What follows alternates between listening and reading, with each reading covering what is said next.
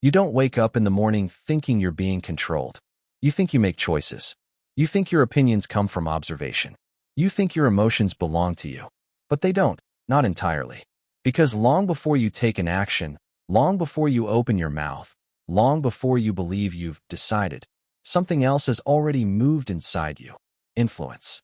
And the part that scares you, if you're honest enough to admit it, is how invisible it feels. You obey long before you realize you've obeyed. Not because someone orders you, but because someone understands you. And that's where dark psychology begins. Not in domination, but in prediction. The ability to read how you will react before you even know you're reacting.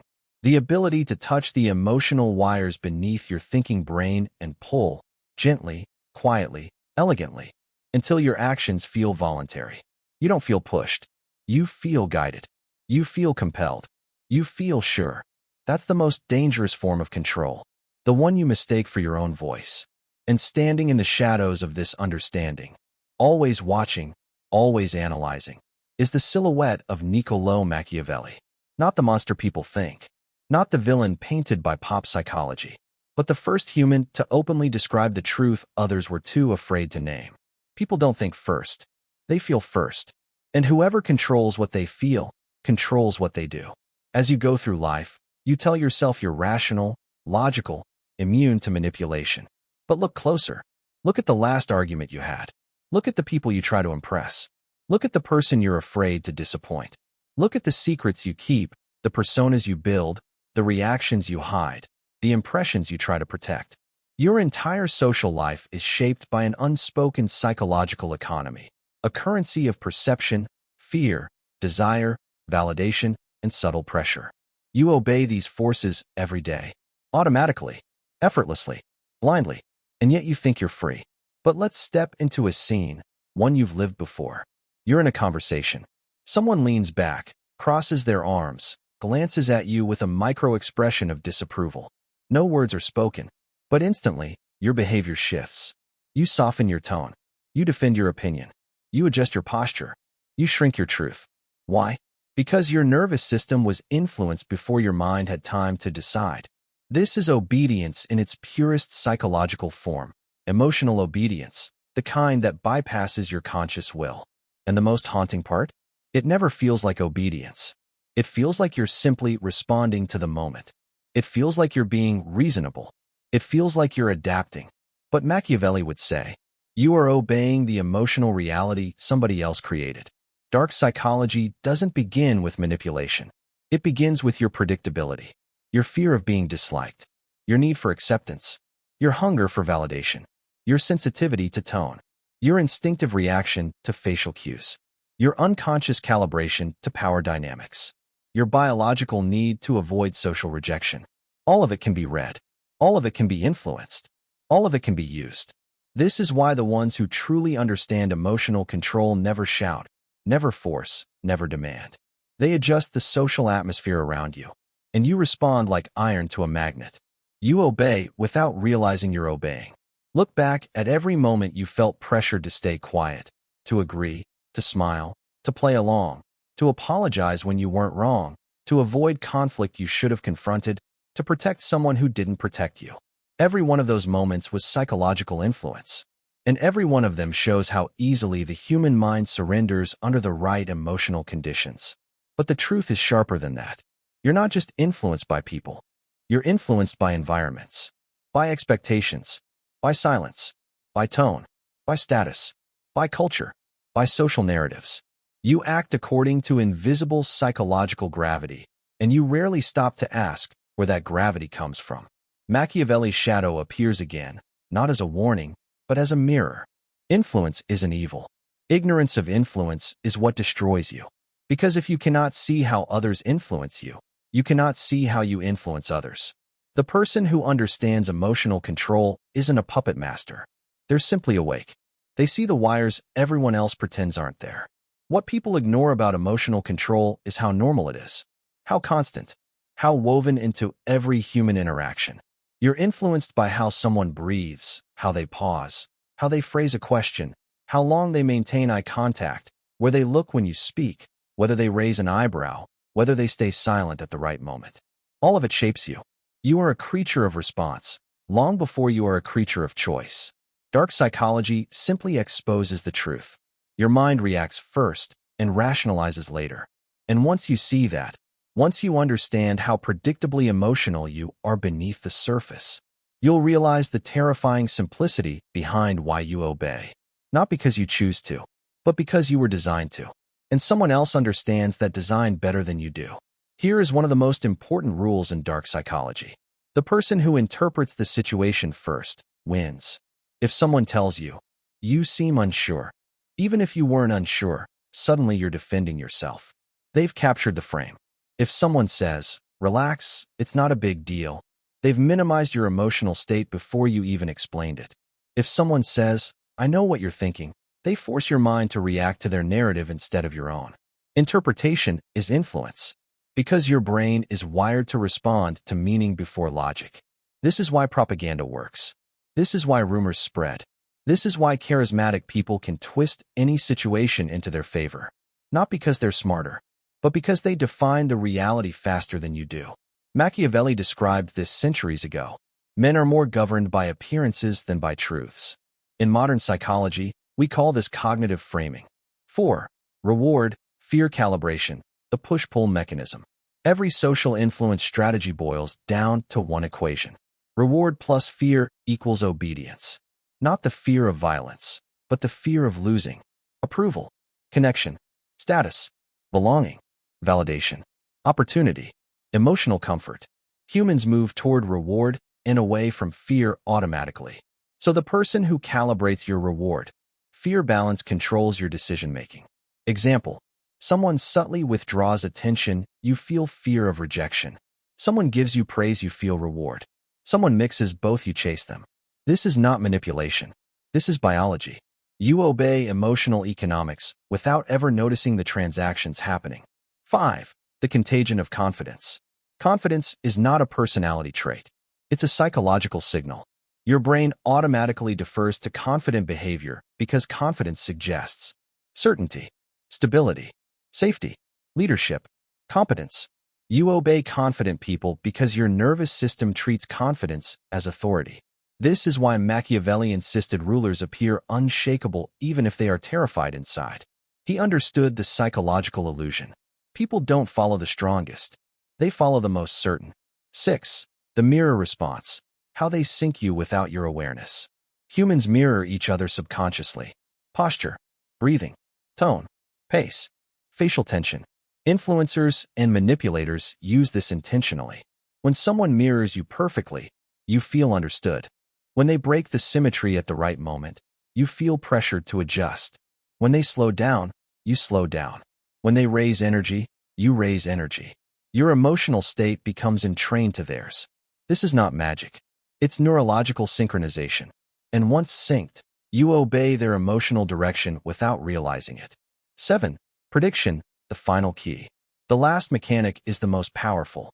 Prediction. Once someone can predict what triggers you, what intimidates you, what motivates you, what lowers your guard, what makes you defend yourself, what makes you seek approval, what makes you hesitate, what makes you open up, what makes you hide, what makes you comply.